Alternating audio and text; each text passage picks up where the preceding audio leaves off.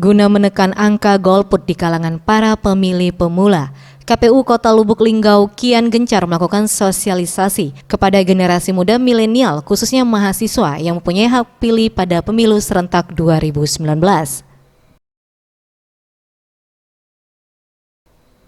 Seperti sosialisasi pemilu yang dilakukan di salah satu kampus perguruan tinggi swasta di Kota Lubuk Linggau ini, di mana pihak KPU mengajak para mahasiswa agar berpartisipasi dan tidak golput dalam pemilu serentak baik pemilihan calon anggota legislatif maupun pemilihan presiden dan wakil presiden. Selain himbauan agar menggunakan hak pilihnya, KPU Lubuk Linggau juga memberikan tata cara mencoblos yang benar dan pengenalan jenis surat suara, yang pada pemilu serentak kali ini sebanyak 5 lembar surat suara.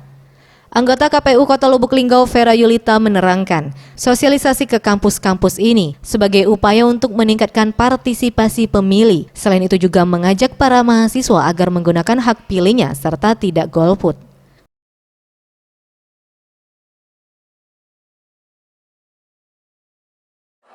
KPU itu mensosialisasikan tentang pemilu Gus to Kampus kepada mahasiswa STI Murah.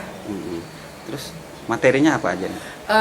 Materinya yaitu memperkenalkan surat suara, cara mencoblos yang benar, dan mengajak mahasiswa jangan golput.